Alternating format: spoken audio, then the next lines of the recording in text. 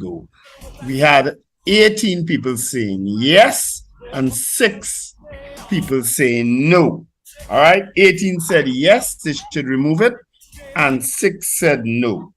And we had discussed this in length last week, um, concerning that particular part of the advisory. And whilst we don't have that type of history, and I think it's largely why the attempted coup failed, because Trinidad and Tobago will not support actions like that. So regardless of what people say, they talk about civil disobedience, and the Trinidadians are not wired for that type of activity. So we will not support that. One or two people go say, yeah, they making sense. Get rid of the government, do this, do that. But we are not wired that way to do those kind of things. As I say, which is why that 1990 failed. If we were inclined to do those kind of things, then Abubakar would have succeeded. But we're not wired that way. So we will not, at the end of the day, support activity like that. So regardless of what them unions talk about and all these other these political potongs, I just call some of them, talk about, Trinidadians not, at the end of the day, going to support that. So they're not going to succeed in their action. So I don't believe we have a terrorist problem here. And regardless of the words that have been used by the SSA or whoever, we're not wired that way. And I don't know why people like to feel that we are. So that's something that, at least that's my opinion. We are not wired that way. People could beg to differ, that's quite all right. But I don't think we are wired that way. So that's our poll this morning. Are we live on YouTube? Mm-hmm. Let me put on my camera then. Always, every morning. Pablo?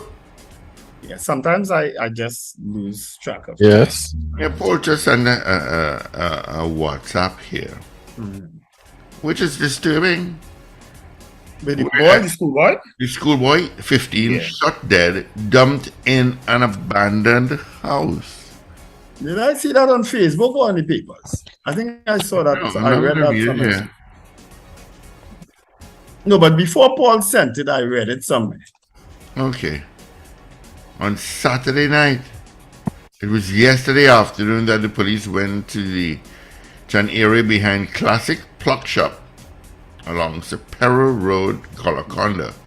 They found the body of Videsh Dukaran, Form 3 student of the St. Madeleine Secondary School. What madness is this? Very disturbing. Excuse me, to say the least. Extremely disturbing. 15 years old. Yeah, I'm not reading it here. And it says police suspect an altercation led to the murder of a 15-year-old schoolboy whose killer later dumped his body behind a pluck shop. It was only yesterday afternoon police went to an area behind the Classic Pluck Shop along Sapero Road, Golconda. What's going on in South these days? Where they found the body of Videsh Dukran, a Form 3 student of St. Madeleine. An anonymous informant told officers at the station that the 14-year-old and 7-year-old children, an anonymous informant told officers that her 14-year-old and 7-year-old children were in company with Videsh and 2 brothers around 3 p.m. on Saturday. She refused to identify herself or her children. She said one of the brothers had a firearm and shot Videsh, and they later dumped his body in an abandoned blue house at the back. The informant refused to give further information. Is she saying that her child shot Videsh? PC Matlu and PC Balgobin left the police station to check out the information and found Videsh's body lying motionless on its left side in a fetal position in an abandoned wooden blue house. Well, I hope they could track that phone call to see who it came from, because this person is basically saying her children were in the company of the boy. And one of the brothers had a firearm, which is one of her children, and shot Videsh. What kind of crazy story is this?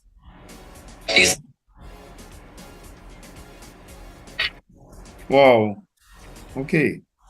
This is a crazy story. So hopefully they'll find the killer of Videsh, which if I have to go by this story, points to a teenager also doing. Yeah, that is craziness. Mm-hmm. All right. Somebody is playing Gary Griffith. I hear in Mukurapa Road there. Somebody just said Mukurapa Road. Who said that there? It's a video that came up on my feed. Oh. I was wondering what is this I hear. It was not Gary Griffith, it was Fuad Abubakar. Oh yeah, I saw that. I didn't play it. Did I stoops? Sorry. Morning, Fuad.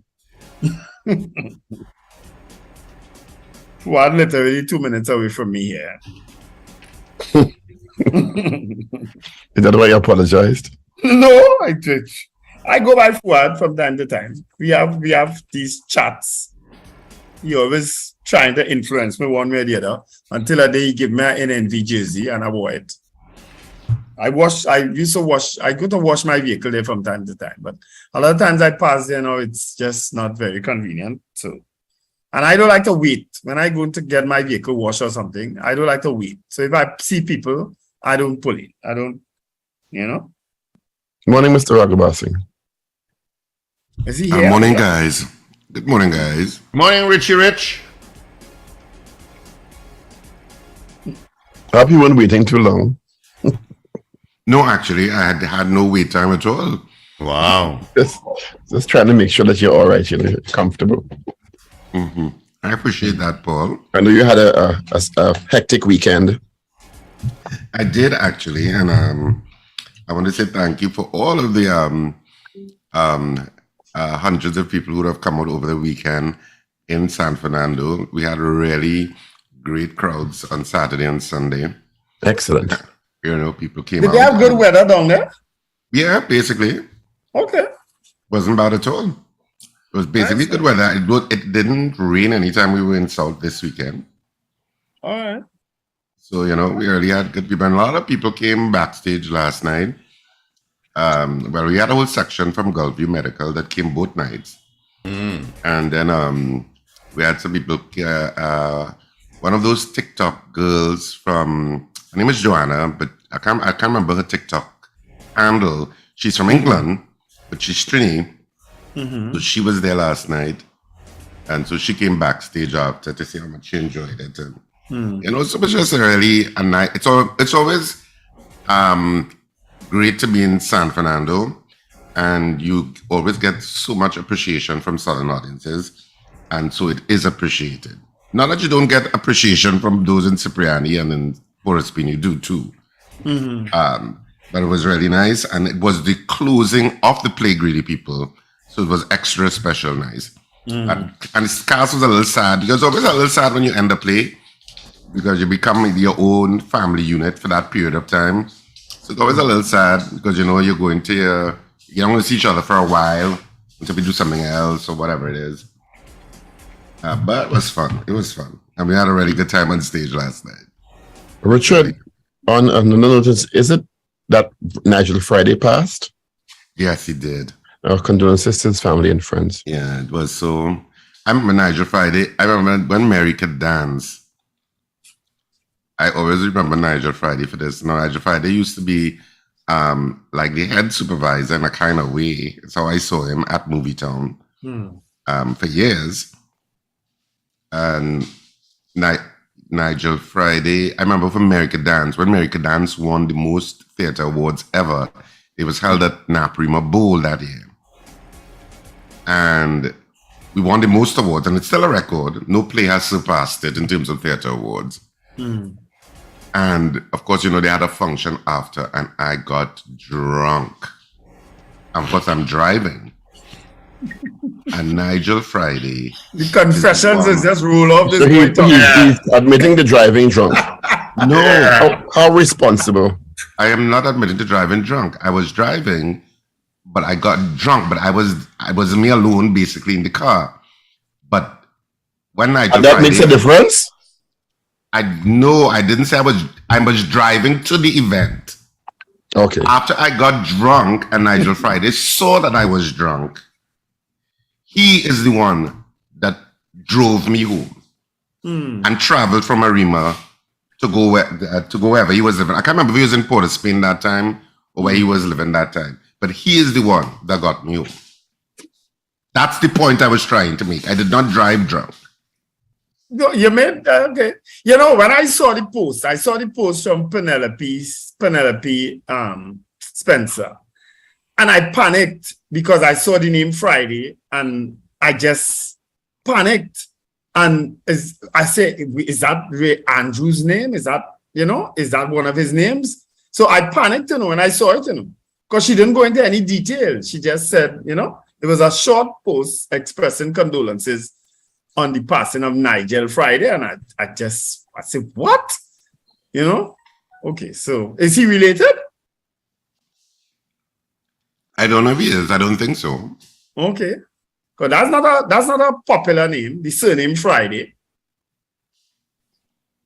Friday, wrong since. But since they named the days of the week, I guess. But since Robinson Crusoe did not Friday there. Yeah, it just stuck out at me when I saw the surname Friday. I see, but in the middle of a play, I really panicked there. And you only now confirming it's somebody different. Because I just went away hoping it wasn't. Oh, okay. Is it amazing how, I don't know if comfortable is the word, how accustomed is a better word. We become accustomed to so much death. Yeah, I don't think you ever get accustomed to it. Well, I mean, it is so, I don't know, maybe it's social media that we have access to. I mean, you see it a lot. It's so much sometimes that I don't even move on to go on social media. Yeah, I agree with you there. Just so much, I just don't want to go. So I don't think I get accustomed to it. I mean, so many, I've been privy to so much death in terms of my family and, and friends, and it's just never something you get accustomed to. You just don't. I know it's part of life, and from a philosophical point of view, all things come to an end and blah, blah, blah, blah, blah. But it's still something that you never get accustomed to. No, you never really get accustomed to it. Trust me. I've had a lot to deal with in the last year and a bit. So let me ask you something, changing gears. Is it that the fish fry wasn't open all the time and it's now open officially? Yeah, I was wondering. All this hullabaloo about the fish fry when they opened months ago, and now the fish fry is officially open. I don't understand. What is the fish fries? In Carnage. No, in Carnage. It was officially open over the weekend. But wasn't it? So what was the thing with the Prime Minister months ago? I don't know. Probably was some fish something, but not the fish fry. Was it a commissioning of different town official opening? I'm confused. I don't know. The opening thing twice now. Well, no, let's say fish fry. What you mean by that? It's a place down in Carnage. Called fish fry, as in frying fish? It's a depot where you can go and get fried fish and delicacies, like, freshly cooked stuff. I have no clue. I've never heard that. I see it open again, so I kind of get confused.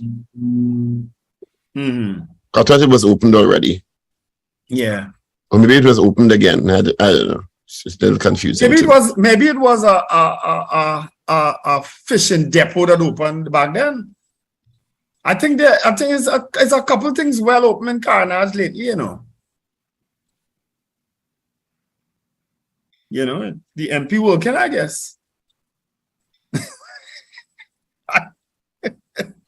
Why am I not surprised that you said that?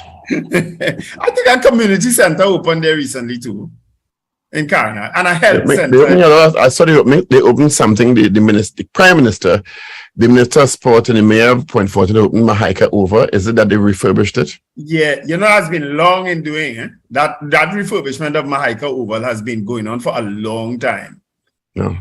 So it's good that because Point Fortin had nothing after that. After Mahaika Oval, it was left to kind of ruin. Oh. So it's good. It was good to see the Minister of Sport actually getting some activity and. Well, I hope she gets around to Ragoobarsingh Stadium. What happened there? It's in a state of disrepair. Nothing. Yes, I've had Nothing happening. things about Ragoobarsingh and in terms of the lighting and all kind of thing. Several complaints. What's wrong with you? You need to sacrifice. Oh, you want to go You need to down there? sacrifice. You want to go down there? My Louis Vuitton bag. What was the result of the poll? I missed the result. I know it was the terrorism was the poll. And whether 18 said yes, the terrorist threat should be removed. The terrorist threat on the advisory should be removed, and 6 said no.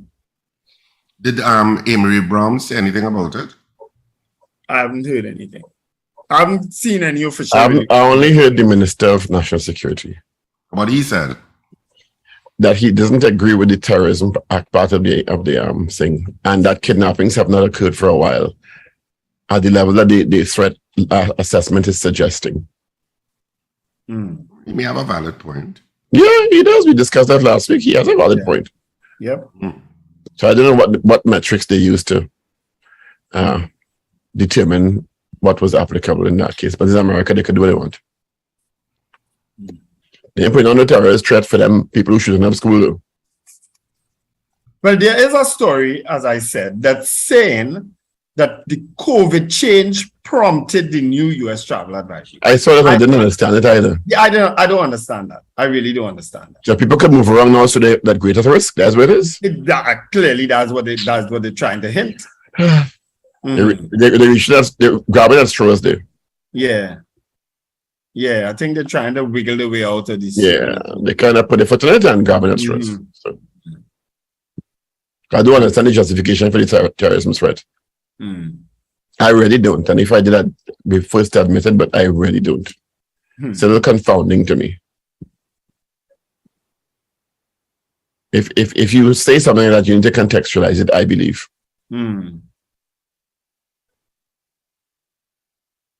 But as I said before, is America, they could do what they want. Yeah. So better we go back and have COVID restrictions. We will avoid the wrath of America. But they're not doing it for themselves. If you're going to do it for yourself too. Say, I mean, don't come here now because school is get shoot up and thing. And people that shoot up grocery and thing, you know. Yeah. And I remember Las Vegas, man could stay on top of a building, sniper, and pass out people. So say it, if you're doing it, be equitable. It's for yourself too. Well, you don't do advisories for yourself, you do advisories for your citizens. Well, do it for your own citizens. So be careful going to malls and stuff because people just hold up, shoot up more than thing. And when you send your children to school, be careful because it have people that say shoot up school. To do it for your school and do it for your own citizens. When you say dance at home before you dance at yard. Because we don't do advisories. We don't tell our citizens, you know. We do advisories, what to you? What advisories we do? Use school pot and bicycle. And don't make macaroni pie and ham every week. You get good sleep last night, so you're quick on the draw this morning. Yeah, boy. Yeah. Like you sleep in AC. Actually, there was no need for AC last night or the last couple of days. We do advisory too, don't worry. We have weird advisory, we do. Cold pot. I'm sure there's going to...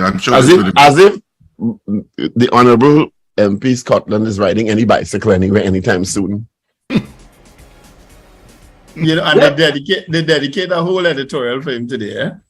Good. It says, let me read a little bit of it. It says, suitably chastened by blistering public opinion, Port of Spain South MP Keith Scotland has apologized to his constituents and the country. Which I commended him for yesterday. Yeah, for his insensitivity to their economic distress. The fact that his offending colleagues have not demonstrated a similar responsiveness to public opinion is revealing but hardly surprising. So I told him that, I said, forget everybody else. You go ahead and you... What you have to do. Yeah. You do what you have to do. Yeah, go and apologize. And he did it. The others want to stand by their statements, so be it. Yep. I just make macaroni pie once a month. Just FYI. That's We don't why make what? lines now. That's why what? You cannot die now. That's why what? You said I eat macaroni pie once a month. That's why and you died off. I'm not too sure what the rest of the sentence was. Don't think that the comment is applicable to most people. I don't eat macaroni pie at all. A big, massive macaroni pie made in my house yesterday, and I didn't eat it. I didn't eat from it at all. I don't eat macaroni pie. I don't particularly like pasta. You used to be telling a lot of things, eh? I like pasta. I must admit, I do like pasta. Oh, no. I love pasta. Let me take out this camera for a little bit. A lot of things man just have eaten. I've never eaten macaroni pie, actually. And I've never eaten callaloo. There are certain things I just have not. You never ate callaloo? Never. You never ate macaroni pie? Never. You've never had macaroni pie? Never. Wow. Yeah, there's certain things I just have never liked. I just don't know. If you've never had it, how do you know you don't like it? Well, true, and a lot of people tell me the same thing. So somebody was actually. I'm more thinking of callaloo. No, well, somebody was actually forcing me to take piece of the macaroni, and when I tasted it, just a piece, I got no taste out of it. When I put something in my mouth, I need to get a discernible taste. Because there's so many flavorful callaloos that I got no taste out of it, and I just say, no, this is not something. Can you repeat that? I didn't hear it clearly. But some calaloos are, I'm more thinking of the callaloo than the When I put something in my mouth, I need to get a discernible taste of it. Yes. Open them phone lines and see if me here, please. All right. 222-8255. North Americans 866-525-1099. Right. When last you put something in your mouth, you got a discernible taste. Yesterday, macaroni pie. But you still say you never eat it. You eat it already. You just No, I didn't know. I take one little piece of the macaroni. Did you spit it out? No, actually, But you consume it. Okay, but I can't consider that. Watch me. Not because you didn't eat a big piece, you didn't taste it, Maybe you needed to have a bigger piece, Wendell. But it didn't taste bad. It didn't taste badly at all. It was pretty good. Oh, you had it? Yeah, we had some. It was Crystal. Is that her name, Crystal? Wendell, I'll make a macaroni pie and send for you. And you go study macaroni pie. Yeah. I couldn't remember what her name was. Roslyn, how you? I'll make a macaroni pie and send for you, and you go like that macaroni pie. Roslyn packed in everything. Yeah. Maybe people who making your pie and they meant making it properly.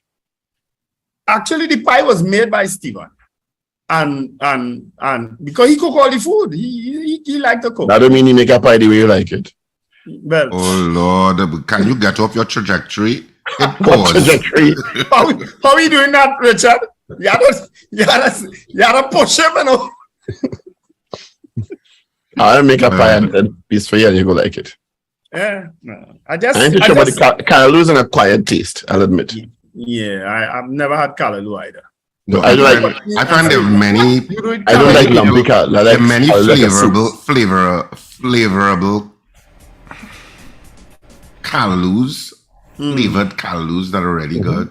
Different people have different ways they do it. Sometimes I love callaloo only as a soup. Yeah, I like it as a soup. I don't like lumpy callaloo at all. Yeah, that you can just drink it. I don't like callaloo at all. You can drink it as a soup. I love it But like you that. see, look, Steve don't like callaloo Yeah, either. as long as I've tried it. It's just not for me. But gentlemen, we do have a lot of calls coming through, so let's grab them. Good morning, caller. Gentlemen, good morning. Morning. Morning. Sorry to throw oil or whatever you want, the sauce on your dislike for certain foods. But it's over 2 months now that the overpass into Port of Spain from NP is still in a state of horror. Yep. Right about that. And so what makes it worse is that the few bags for less than 100 meters as you go up the ramp that had grass in it, it's been there so long that the brown grass has started to grow out of the bags again. I just can't fathom or understand why nobody in authority could see what that overpass is looking like right now. Yeah. It boggles my mind. Even the new intersection by Barataria with the roundabout, there's a tree growing there now. Well, that and then, well, not to mention all the way up in Trinity where they put a new roundabout by the bank and so on, by Sinclair Gardens. That too now is in a mess. Yeah. I just can't understand how the mayor, if he doesn't pass that part of Port of Spain, he may not be responsible, but he can't make a phone call. Nobody in authority in the Ministry of Works could say, all right, let's get 2 CPEP teams down there and see we could just clean it up and let's pass on the bus road, you don't see that. It really sickening. Your capital city, to get into your capital city, your main artery, looks like a jungle. Yeah. They don't care, clearly. All right. Thank you. Good morning, caller. Haven't passed that way in a little while. Yeah, it's deplorable. Good morning. Good morning, caller. Mr. Patrick. Hang on. Good morning, caller. Good morning, people. Morning, Arima. I don't know if it was nowhere, but something is going on. All of you are double speaking. I mean, each one of you are twice. But we hear an echo back from you also. So I don't know. Well, could it be my phone then? I don't know. But all of you, everything you say, you're saying it twice. All right. That must be traumatic, especially when listening to Paul sometimes. Yeah. Log off and log back in. And see if that helps. Bye-bye. All right, Arima. Thank Could you. Good morning, caller. Could you imagine she's hearing everything Paul says twice? Morning. Morning. Oh, good morning, gentlemen. I'm getting an echo, yes. I'm getting it. You'll get an echo from me? Yeah, stop Hello? now. Go ahead. Go ahead. All right. Morning to all in the studio. Morning. Good morning. Mr. Martin. Wendell, remember I had asked you about the fish fry? Like that triggered it to open. Oh boy. I was so happy when I You saw did it. ask open. about it. Yeah, because I had a visitor here from a former classmate, and she was visiting, and I said, wow, I want to take her there before I go. I was so happy it was opened.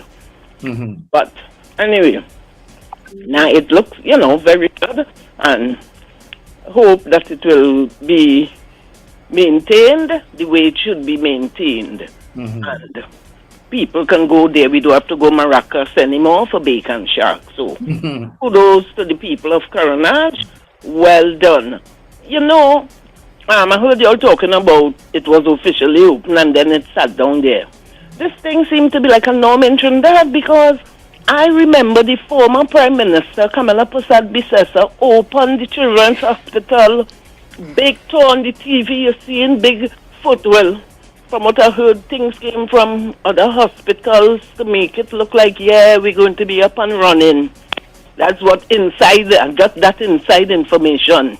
Equipments were brought down there. And after that, it closed, just like the fish fry. The hospital was closed and Kamala was asking, begging, telling the Minister of Health, open the children's hospital, open the children's hospital, but you opened it. So the equipment probably had to go back from whence it came. So the hospital could never be opened. And come COVID, and it ended up being used. But big opening if you all could remember that children's hospital. I mean, this is ludicrous. But say what? Before I go, that incident with that security guard and the guy, I always say, Inspector Alexander, say, don't show half of a video. Show it from, because I don't understand. You're saying this man, you approach the man, why we ain't seen the video when the grocery or wherever business place it is, grocery, camera only showing you half? We supposed to see, you approach the man in the car, whether he say he's smoking marijuana. Well, our autopsy will prove if the man was smoking marijuana. You approach him and you tell him, and I always remember Judge Judy always say, don't come out your car. If you didn't come out your car, the altercation will not have happened. And he should have sit down in the car. Whether he did smoking marijuana, whether they wasn't supposed to park there, the wife would have come back and meet him sitting in the car, and she would have had to move the car. But you see, when you come out, that is where the bacchanal they start. That we need to see the entire tea of that video from whence it starts. Y'all have a blessed day. Bye. Yeah, when you read that story, is all you're boiling is if this didn't happen, if you didn't do this, and if you didn't do that. You know, it's just such an unfortunate incident where a man is now dead. His 3 children witnessed his killing. You know what I mean? His wife is traumatized because all she went to do is to buy some food. You know, it's just a crazy. This place is too angry. We have too many angry people. And then the story came out. Let's take this call. Good morning. Yeah, morning. Yeah, morning, Mr. I will Patrick. call him a name, boy. Yeah, because I thought it was you on the phone not answering just now. Nah, you know your answer.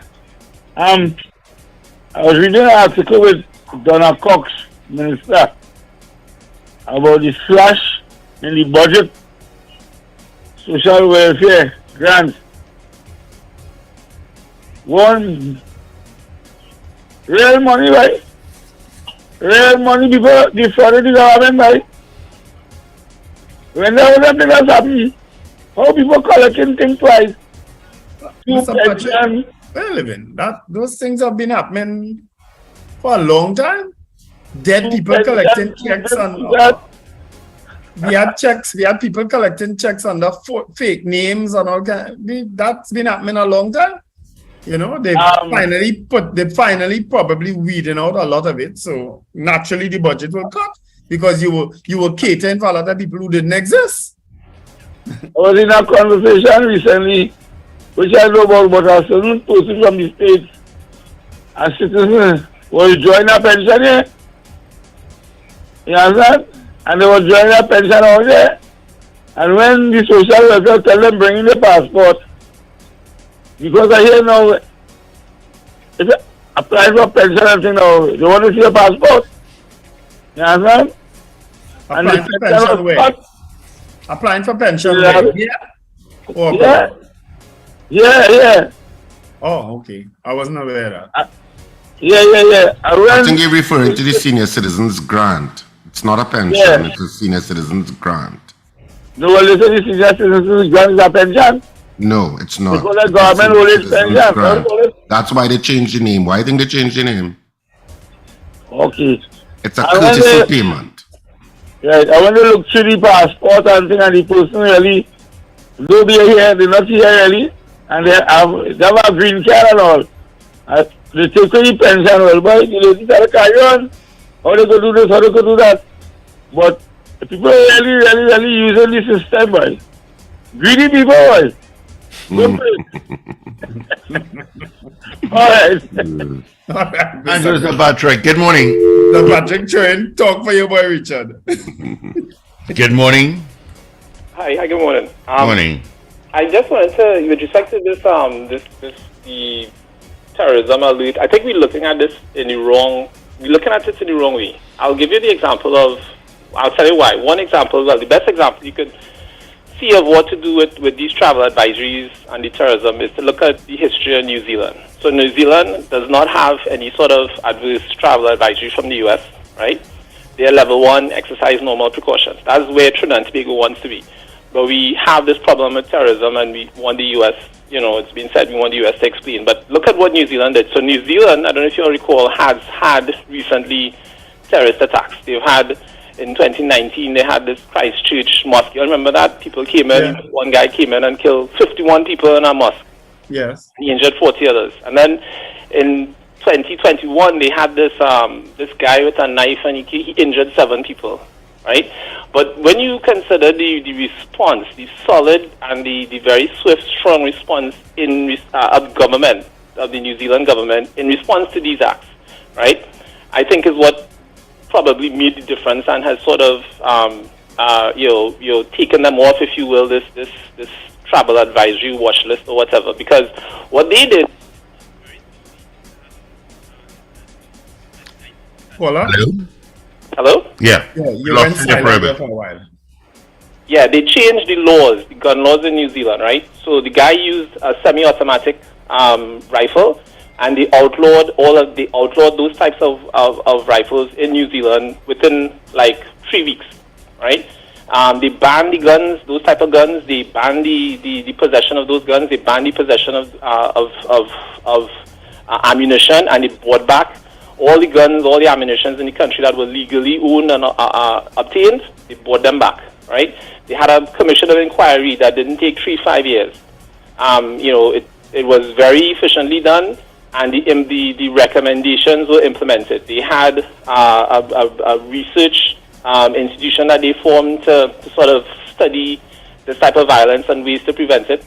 They had like a a national social event to try and calm the tensions that would have while I hear you, and I think what you're saying is extremely valid, I just have a visceral issue with a country, and they're doing what it's supposed to do for the citizens, issuing a travel advisory when they have the same problems in their own land.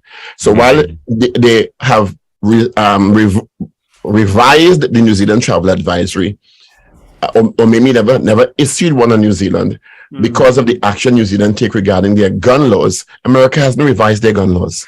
Yeah, true. So I don't understand. There's a disconnect there for me. Well, there's no disconnect really. They just are warning their citizens. Yeah, I know. But I understand that. But what I'm it's for other countries to have advisories on the United almost States, if that's it's what you hypocritical. wish.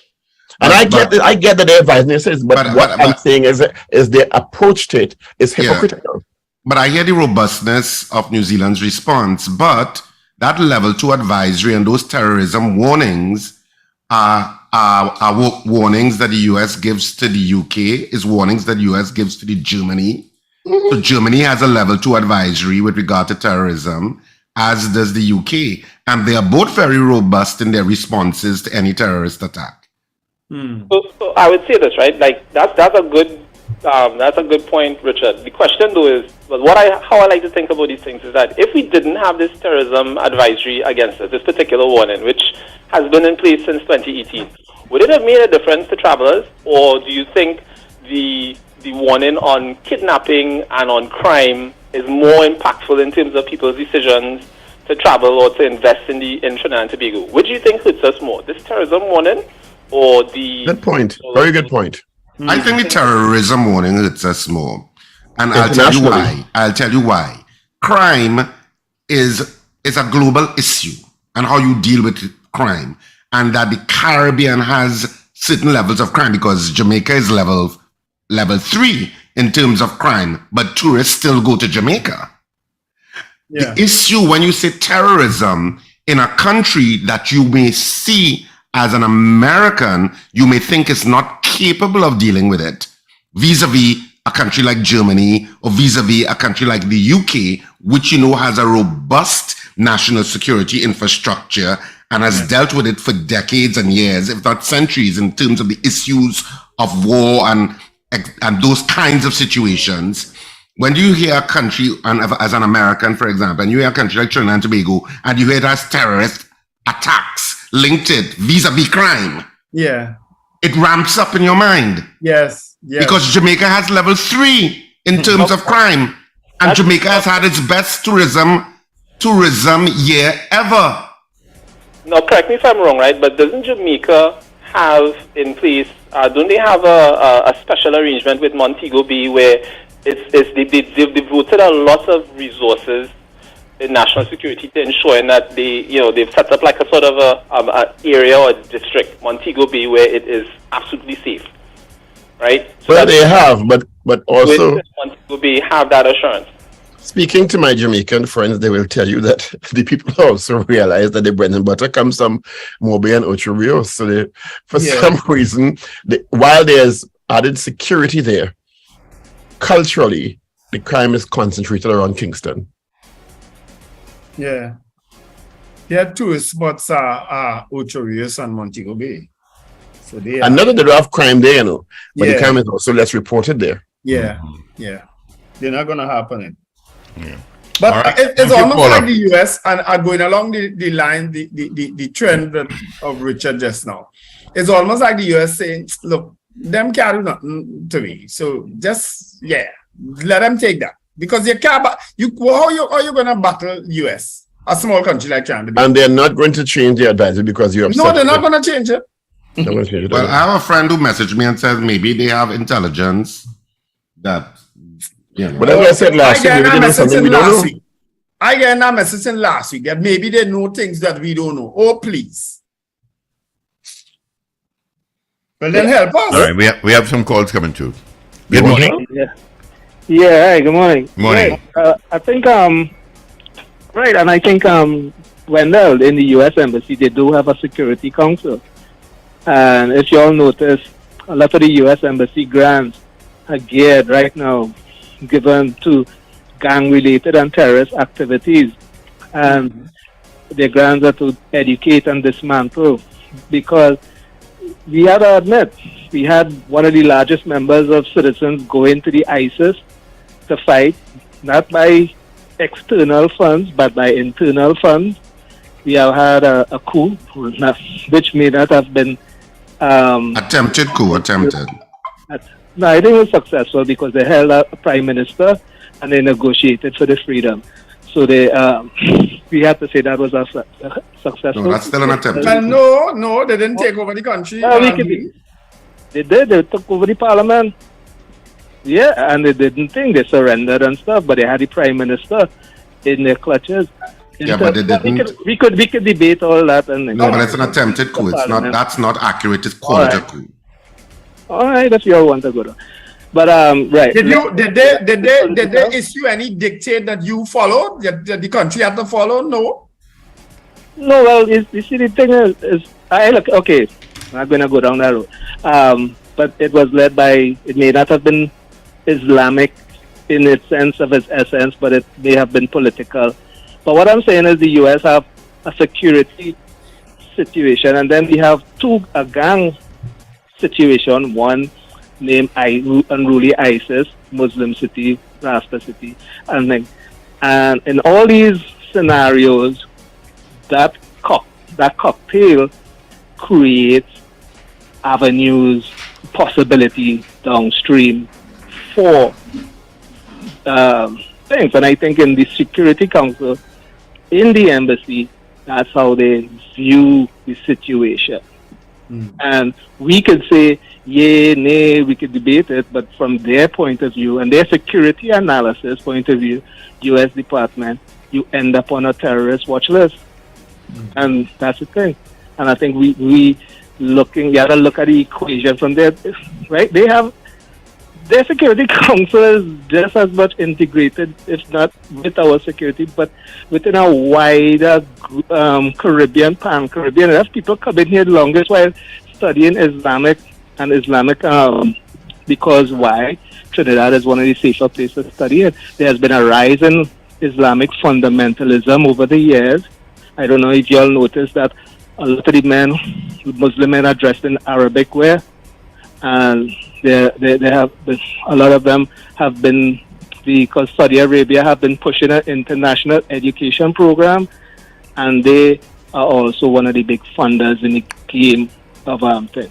So all those things they have to take into consideration, and Trinidad is one of those highly soft spots. So yeah, let's not bury your heads in the sand. All right. Yeah, thank you so much. All right, let's get into 8 o'clock news brief, all powered by Champlain Services. This is your news bulletin from Power 102 Digital. Police are investigating the shooting death of a 15-year-old schoolboy whose body was found behind a chicken depot on